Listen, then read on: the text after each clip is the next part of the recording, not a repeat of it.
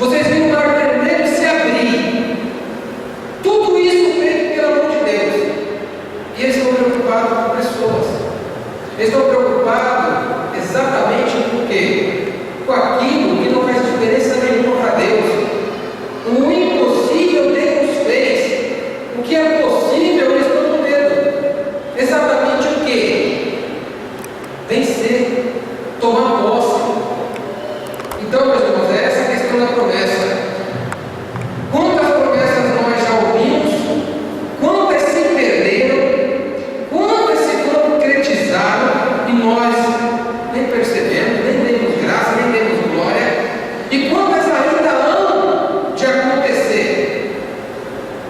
Mas aqui a palavra do Senhor diz que Caleb tomou a frente no versículo 30. Então Caleb fez calar o povo perante Moisés e disse: Eia, subamos e possuamos a terra, porque certamente prevaleceremos contra ela. Aqui, meus irmãos, já sai para a segunda etapa. Você tem uma promessa, amém? Deus colocou no teu coração. Deus fez essa promessa ecoar. O povo aqui, ao contrário de muitas vezes a gente não tem a promessa ali na frente, ali na rua. A gente não consegue às vezes visualizar a promessa. A gente às vezes não consegue tocar na promessa. Ah, eu tenho a promessa na casa própria. Então tem gente que gosta de pegar a chave. Ah, eu tenho a promessa ou do carro, ou do sei lá do quê. Então às vezes a pessoa pode materializar. Muitas das vezes a gente não consegue fazer isso. Muitas das vezes a promessa ela vem assim, ó. A gente acorda e a promessa bate na nossa porta. E a gente faz o que com isso? Aí muitas das vezes a gente nem sabe o que fazer. Agora o problema é, olha a dificuldade desse povo e muitas das vezes a nossa própria dificuldade. A promessa daquele povo estava ali. Ali. E 12 homens passaram 40 dias. Sabe qual é? 40 dias naquelas terras, olhando, vendo, comendo daquela terra. Eles já estavam dentro da promessa. E ao invés de eles chegarem e falarem, se alegrarem, e fica a interrogação, sim, como é que a gente vai ganhar aquela terra? Como é que a gente vai viver naquela terra? Como é que aqueles povos vão deixar nós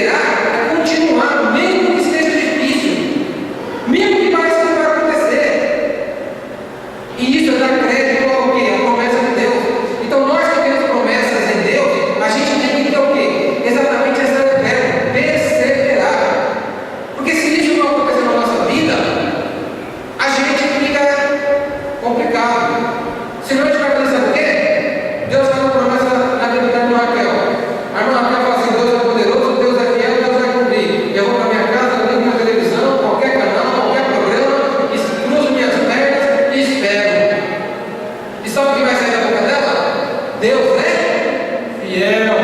Deus vai cumprir. Será? Qual foi o discurso? Aonde estava a esperança? Onde ela perseverou? Aí que está o grande problema. Muitas das vezes a gente coloca esse atributo de Deus de tal forma, a gente deixa de orar, a gente deixa de jejuar, a gente deixa de ajoelhar, a gente deixa de pagar os nossos votos que nós fazemos. A Bíblia diz para a gente não fazer voto, mas se nós fazemos, a Bíblia fala para nós cumprirmos. E muitas das vezes a gente faz o quê? A gente pega esse atributo de Deus, que Deus não pode mentir, Deus é fiel, e aí a gente descansa. O que também, muitas das vezes, a gente entende essa palavra um tanto quanto a gente distorce. Descansar no Senhor é entender que quem vai fazer o impossível é Ele. Porque o impossível quem faz é você. Verdade. O possível quem faz é você. Amém. Então, se o Senhor mandou a gente espiar a nossa promessa, é para exatamente ver o quê? Que a palavra dele se cumpre, que a promessa dele está ali e que a gente só tem o quê? Exatamente ver a fidelidade de Deus, exatamente ver a mão poderosa de Deus. E nós, meus irmãos, hoje, eu vejo às vezes muitas pessoas dizendo que Deus abençoou, dizendo que Deus deu providência, dizendo que Deus prosperou, mas daqui a um tempo você vê que nada mudou. Nada mudou. Então, peraí, a bênção de Deus não tem efeito? A mão poderosa do Senhor não trouxe nenhuma mudança? Ou na verdade, a pessoa é que não entendeu, a pessoa que não está vivendo a promessa? Porque também tem isso. Você tem que viver a promessa. Você tem que tomar posse e viver. E como se faz isso? Exatamente, reconhecendo no Senhor que o quê? Que aquilo que foi prometido está sendo cumprido. Só tem que compreender, meus irmãos, o seguinte: tem promessa que é você que pede, tem coisa que é você que pede, para o seu luxo, para o seu bem-estar, para o seu lazer. Então você pede a Deus coisas no sentido do quê? De que isso vai lhe trazer o bem, de que isso vai lhe trazer uma melhoria. Essa melhoria, às vezes nada tem a ver com o ministério, às vezes nada tem a ver realmente com a proposta de Deus para a tua vida, ou seja algo colocado da parte de Deus. E assim a gente vai pedindo, quando na verdade a gente deixa o quê? Fala, Senhor, para esse povo que estava peregrinando, que estava andando em terras, num deserto, estar, Senhor, numa terra onde você planta e nasce. Olha só, meu irmão, não é o paraíso, não. O paraíso é até figurado, porque o paraíso lá de Adão era o homem, na verdade, ele tinha trabalho do quê? De fazer manutenção. Mas ali, meus irmãos, pela palavra do Senhor, tudo brotava, tudo frutificava. O homem ia ficar ao léu, o homem ia ficar ali vagabundando, mas ali também o homem não sofreria. O homem não sofreria, teria uma comunhão perfeita com Deus. Aqui nessa terra que leite e mel, as pessoas iriam se esforçar, iriam plantar, mas iriam colher. Essa produção é exatamente a bênção. Porque imagine você, uma família de 2, 3, 4 filhos, e não tem nada para comer. Aonde você vem, pega a sua rocinha, você planta seu feijão, você planta seu arroz, você planta sua batata, dá aquele tempo próprio e você vai lá e colhe. Era isso, meus irmãos, o que? Sinônimo de vida, riqueza. E sinônimo, sabe do que também? De que havia um Deus abençoando aquele povo, de que havia um Deus abençoando aquele lugar, porque naquela época tudo era Deus. Um povo, se era bom, porque aquele Deus é bom; se o povo tivesse ruim, porque aquele Deus era ruim, ou aquele Deus estava bravo, ou aquele Deus estava vingando, ou aquele Deus você tinha que fazer sacrifício para romper a ira dele. Então, aquele tempo, tudo era culpa de Deus, tudo era culpa de Deus, o bem e o mal. No nosso povo, ali os hebreus, um Deus para abençoar. O problema é que às vezes a gente vê o seguinte: esse Deus que abençoa é um Deus também, meus irmãos, que dá aquilo que a gente planta. Dá aquilo que a gente planta. Porque aqui o povo se queixa. Deus vem e fala: olha, só entrará Caleb e Josué. O resto do povo não vai entrar. Quem sair do Egito morrerá no deserto. Essa geração não entra. Então olha só, fora que Deus ainda queria exterminar todo mundo e fazer em Moisés uma nova semente, uma nova nação. Aí a gente já sabe aquela história de Moisés: Senhor, me tiraste de volta do Egito para morrer aqui? Não, Senhor, não faz isso, Senhor. Não faz isso. Então, tanto é que ele debateu isso na escola dominical. Moisés não está ensinando nada a Deus. Isso é só uma forma de mostrar que Deus gosta de intimidade. Que Deus gosta que a pessoa converse com Ele. Deus não é que nem o Lula, Deus não é que nem a Dilma. Vai lá procurar a Dilma para você conversar com ela. Vai lá procurar fulano, vai lá procurar Ciclano. Você não acha? Aqui, o ser, a criatura, o Deus Todo-Poderoso, Ele deixa claro: olha, é só você falar comigo que eu te respondo. Então, é para isso que serve essa passagem de Abraão, é para isso que serve a passagem de Moisés, quando eles vêm e intercedem com o povo. Exatamente para mostrar: olha, fala comigo, converse comigo, seja o que for. Então ali entra só Caleb e Josué. E entrou por quê? Porque exatamente assim que eu creio, meus irmãos. Na igreja tem hora que uma pessoa consegue ver um mar se abrindo, a outra está passando e não está vendo a parede. Ele está andando, ele está vendo. Sabe aquele que está com aquele burro que está com o tapa-olho? Ele anda assim, ó, e só enxerga o chão. E o mar está aberto. E ele está vendo a glória de Deus. Na igreja está acontecendo exatamente isso. Um mar está aberto, um está passando, e o outro está indo atrás, mas assim, ó. O que vai ser de nós, hein? O que vai ser de nós? Olha, mas a gente sai de lá, vai para lá, a gente sabe o que vai acontecer. Aqui pelo menos ele tinha o quê? Alguma coisa para comer, a gente não morreu de fome. Mas lá, o que ele vai fazer? Tinha um mar aberto.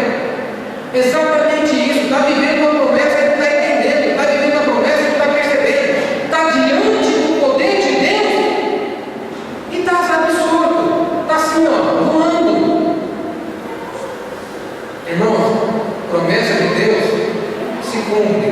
Mas, entenda uma coisa: não é sentado no sofá assistindo a televisão. Porque Deus exige o quê? O possível de nós. Deus exige o possível de cada um. Então, o irmão ainda ele recebeu uma ordenança de Deus. E Deus deu uma promessa para ele. Porque Deus deu uma ordem, e dessa ordem Deus deu uma promessa. Não foi isso? Tu vais fazer minha obra assim, assim, assim. Isso é uma ordem. Porque eu tenho promessa do quê? De fazer tais e tais coisas.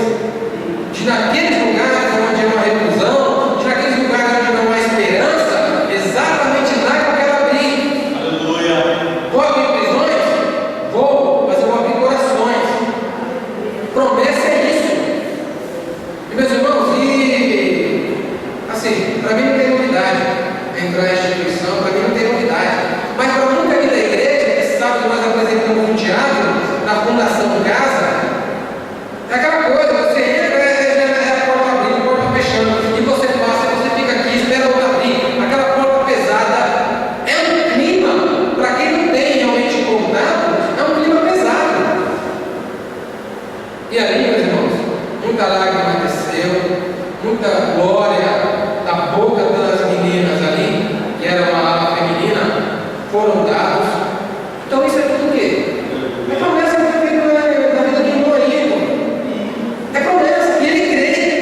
É promessa que ele vai e entrega a vida dele. É promessa que ele vem e fala: Senhor, eu estou vivendo isso. É promessa que ele sabe que dali não é ele, mas o Espírito de Deus vai fazer a obra. Aquela terra onde eles estão não emana nada, senão só mais do que maldade, Só mais o quê? Unidade. Mas a partir do momento que nós vamos lá e abrimos o mar ali, vidas ali são alcançadas. E isso por quê, meu irmão? É porque ele tem fé, ele tem esperança e ele persevera. A gente tem que começar a fazer isso na nossa vida. A gente tem que começar a abrir os olhos para ver o seguinte: Senhor, se eu tenho promessa na minha vida, peraí, tem pessoas que têm a mania de anotar. Como seria bom se a gente anotasse as promessas, né? Então, olha, esse ano de 2020 o Senhor fez tantas e tantas e tantas promessas. Nossa, olha, 89 promessas que o Senhor fez na minha vida. Agora deixa eu ver, número 1, Deus falou isso, aconteceu. 2, ainda não. 3, sim, 4, sim, 5, sim. Das 89, só faltam 30. Só faltam 30. E por quê? Porque também existe um tempo determinado para todas as coisas. Mas isso mostra que o que Deus fala se cumpre. Isso mostra que o que você tem que buscar aqui, Deus responde. A diferença é você entrar na terra prometida e chegar lá e falar o seguinte: olha, não é para mim, não é para mim, vamos voltar para morrer no Egito. Eu prefiro morrer no Egito, trabalhando aqui na escrava, do que lutar por uma terra aonde eu tenho propriedade. Olha só o pensamento daquelas pessoas. Prefiro voltar e ir para o Egito, trabalhar como escravo, do que perder isso, morrer. Quando eu falo trabalhar, eles vão morrer. Porque se eles voltassem, a pena seria muito maior, a comida seria muito menos. Então, a gente vê nos filmes aí, água é uma vez por dia, em um canequinho assim. A pessoa toma um pouquinho lá. Comida é ração. O cachorro hoje come muito mais do que o homem. Então, eles preferiam morrer como escravos do que entrar naquela terra, batalhar, pelejar. E esqueciam que aquela terra era prometida pelo Senhor. E quem ia dar era o Senhor. Quem ia fazer a obra era o Senhor. Mas eles esqueceram, meu irmão. Sem esperança, sem fé e a murmuração. Aí vocês podem colocar o sinônimo que foi a incredulidade. Pela incredulidade, eles começaram a murmurar. E isso Deus não se agrada. Primeiro é o seguinte: se não tivesse promessa de Deus, quem murmura é porque não está orando. Já tem isso. Quem murmura é porque já não está orando. Porque se você quer se chatear, falar alguma coisa, não tem coisa melhor do que você falar com Deus. Não tem coisa melhor do que você se ajoelhar e falar assim: Senhor, eu não aceito, Senhor, eu estou chateado. Ah, Deus, não, olha, eu não entendo. Eu vou ser sincero com o Senhor, não entendo não. Não estou compreendendo, eu não aceito isso, eu não aceito aquilo. O problema é, ô pastor, ó, eu não estou entendendo não, não quero saber, mas ó, estou nem aí. Ó, pastor, você quer debater? Debata com Deus. Debata com Deus. Porque é exatamente isso o que Abraão fez, o que Moisés fez. É isso que Deus quer que você faça. O problema é que a gente murmura com o irmão, mas não ora. E aí entra aquela coisa: se eu tenho tempo para murmurar, é porque eu teria tempo para orar. E logo, se eu não uso o tempo para orar, eu uso o tempo para coisas que não agradam a Deus. Não é verdade? E como vê a promessa de Deus se cumprir, aonde a gente não coloca a nossa esperança fiel, a gente não coloca realmente o que? O nosso coração, onde a gente não coloca na verdade o que? A nossa vitória. Porque, irmãos, uma passagem que muito fala no meu coração é aquela passagem de Eliseu, aonde Abinadab sitia e faz acontecer. E não entrava água, não entrava comida, não entrava nada. E o servo de Eliseu fica desesperado. Eliseu fala para ele, após orando: Senhor, abre os olhos do moço. Abre os olhos do moço, Senhor. Quando o moço sai e olha no monte, tem um monte de carros de fogo. Tem um exército do Senhor lá. E a gente fica, o quê? Murmurando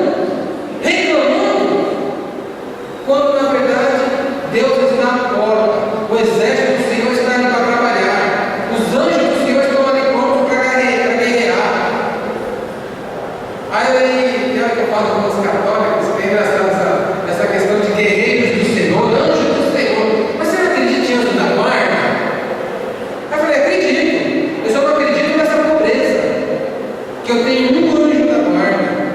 É nessa pobreza que eu acredito. Sabe por quê? Porque a Bíblia diz o seguinte: se eu precisar de um anjo, Deus manda um. Se eu precisar de 100, Deus manda 100. Se eu precisar de 1 milhão, Deus vai mandar 1 milhão, se não 2. Anjo da guarda, só se Deus mandar, e a quantidade que determina é Ele. Então, quando eu falo isso no católico, eu deixo bem claro para ele o seguinte: é Deus quem comanda, é Deus quem sabe da nossa necessidade, e é Deus quem produz, é Deus quem faz essa batalha. Nós temos que nos colocar na nossa posição, e a nossa posição é a posição de Caleb. O Senhor